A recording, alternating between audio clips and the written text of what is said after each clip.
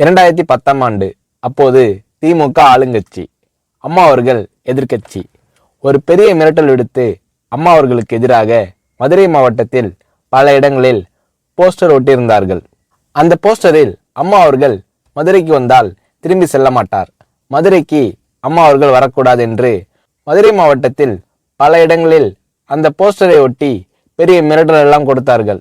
அதேபோல் ஜெயா டிவிக்கும் மிரட்டல் தொலைபேசிகள், மிரட்டல் கடிதங்கள் வந்து கொண்டிருந்தது. ஜெயா டிவியின் செய்தி பிரிவினர் இந்த மிரட்டல்களை பற்றியெல்லாம் தியாகத்தலைவி சின்னம்மா அவர்களிடம் சொல்லி அம்மா அவர்களின் கவனத்திற்கு கொண்டு சென்றார்கள். அம்மா அவர்கள் துணிச்சல், வீரம், கம்பீரம் இவற்றின் ஒட்டுமொத்த உருவம். அதனால் புரட்சி தலைவி அம்மா அவர்கள், நான் மதுரைக்கு போய் தீருவேன், பொதுக்கூட்டத்தில் பேசியே தீருவேன், எது நடந்தாலும் எதிர்கொள்கிறேன் என்று சொல்கிறார்கள். ஒரு கட்டத்தில் ஜெயா டிவிக்கு மிரட்டல் எப்படி வருகிறது என்றால், ஜெயா டிவியின் அலுவலகத்தை வெடிகுண்டு வைத்து தகர்ப்போம், அம்மா அவர்கள் மதுரைக்கு வந்தால் ஜெயா டிவியை ஒழிப்போம், இப்படியெல்லாம் நிறைய மிரட்டல்கள் தொலைபேசியின் வாயிலாகவும் கடிதத்தின் வாயிலாகவும் வந்து கொண்டிருக்கிறது.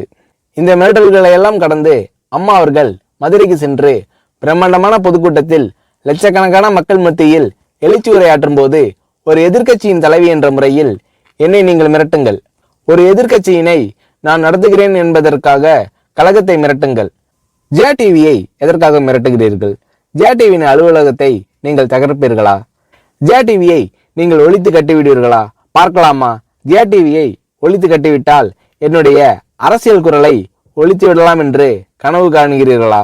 ஜெயா டிவி என் உயிருக்கும் மேலானது, நான் என்னுடைய உயிரை விட அதிகமாக நேசிப்பது, என்னுடைய அரசியல் கரமாக நான் போற்றி புகழ்வது, அதன் மேல் நீங்கள் கை வைப்பீர்களா, பார்க்கலாமா என்று எழுச்சி உரையாற்றினார் புரட்சி தலைவி அம்மா அவர்கள்.